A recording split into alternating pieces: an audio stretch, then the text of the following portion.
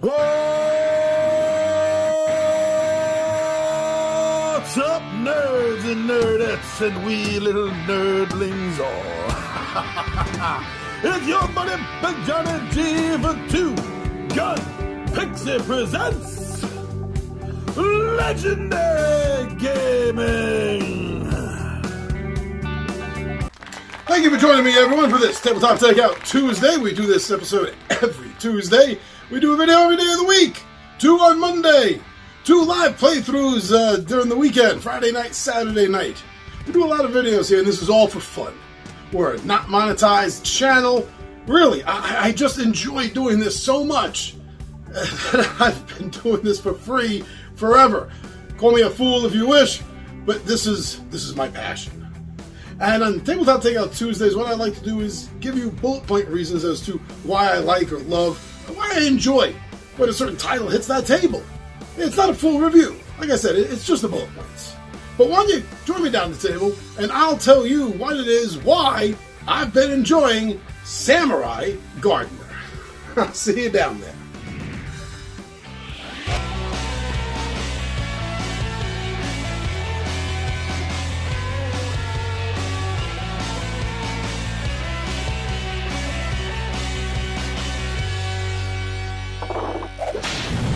All right.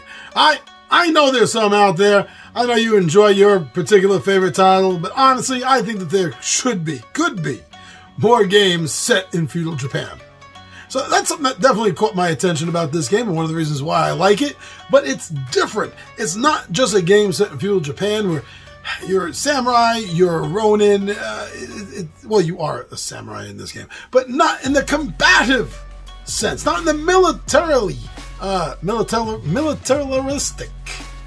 not in a military sort of way. No, this game is different. It takes a concept and turns it on its ear about what you think a game in that setting could, would, or should be. And that has always been enjoyable to me. That's been something I've liked about this game since I first heard about it, even before I got my hands on it and hit the table and started playing it.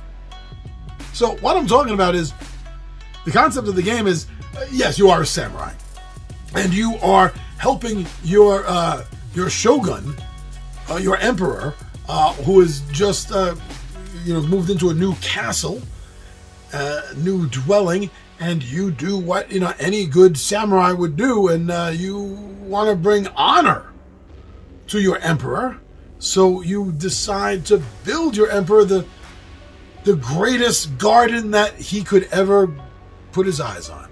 And that's what you decide to do. And that's what this tile-laying based game ultimately is about. And that's what I mean. It turns what you would think when you hear the idea of, it's a game about feudal Japan. Immediately, most people's minds go to a military-style game with samurais, or maybe a more stealthy game with ninjas, or a D&D setting in Japan kind of thing. But no, this doesn't go anywhere near any of those concepts. And thank you for that. So yeah, it is a tile laying game, like I said, but it's also a bit of a puzzle game in the way that you have to lay the tiles, because it's a point scoring game, and how you set things up in a very Zen-like fashion with certain tiles in certain orders and bunched together in ways are all going to help you score points in order to win and be seen in your emperor's eyes as his most valued samurai, his most valued warrior. Look what he's done. He's created this magnificent garden for me when the others have failed. That's a kind of mentality, I guess, going into it with the emperor and everything. But see, thematically, I'm already getting into the game, and I'm just telling you about it. I'm not even playing it yet. And so I guess that's something else I should mention, is obviously the theme of the game does have a tendency to pull you in a little bit, I guess. I wasn't even on my notes here to mention, but I feel that right now. It's definitely the theme has pulled me into it. Now that's a little strange, because there is something about this game that I'm generally not a fan of. This is a dexterity game. Well, at least in part, it's a dexterity game. In order to claim tiles, it's a speed game, it's a dexterity game, it's a slapping game. Well, I don't know. My players don't like it when I slap them. But it's about if you want a certain tile, then at the right moment, everyone's going to try to grab it with, slapping down as fast as they can to grab it. I just don't like those styles of game. But for this, it works. The way it's set up maybe has something to do with my mind. The Japanese countdown is very thematically cool. I don't know, but maybe it's just the overall sense of the game itself that I enjoy, that it gives me a pass on this, which is something I generally don't like. Any kind of real dexterity aspect of the game past, dexterity of rolling a die or moving a meeple or writing down with a pencil. That's all the dexterity I look for in my games. But this works. It feels fitting. Now, because of this brings up another point in the game that I enjoy. Because of this chaos, and that's exactly what it is. It's a form of chaos, trying to get the tile that you want. Because you already have plans. This is what I mean. It's an ever-evolving and growing strategy system in this game. Because no matter how much you know what you're going to do, it's really all dependent on what you get. Are you fast enough to get that tile you want? Because if not, that's probably going to change your entire plans, all your strategies. Everything is going to be out the window. So this game needs you to be quick on your feet, mentally speaking. And something like that throws in a little bit of tension to the game. It always feels a little tense when you don't get that tile you want. It feels a little tense, a little anxious, just building up to the slap on top of that. It does. It all comes together, and these aspects work so well with this game that there are things that I just give it a pass on that I don't normally like. I think that speaks volumes.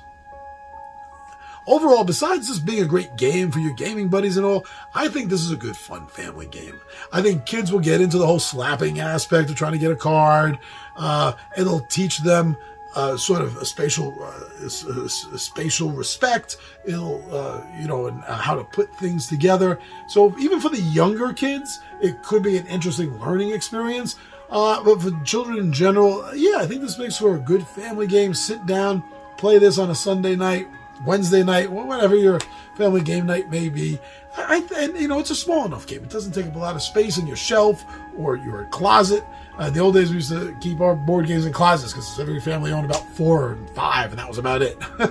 So wherever you keep it, it doesn't take up a lot of space. It's not going to take up a lot of space on the table, other than the fact that it is a tile game, so you're going to be, growing your space out a little bit. But other than that, it's not a huge game. All these factors come together and make me enjoy it. When it hits the table, I get excited. And that's the purpose of a game, to have fun, to get excited about it. So hopefully something I said about this will influence you to get more information. Don't listen to influencers. Be informed. Get your own information. The best way I think to do that is go watch some playthroughs. So if you're interested in this title, or any title you're ever interested in, don't listen to reviews of the game. Just watch the playthroughs of the game. That's really going to be the best way for you to decide if the game looks fun. Not somebody just telling you what they think. Watch it. Watch it being played. I'm your buddy Big John G for Two Gun Pixie presents Legendary Gaming, and I am out of here.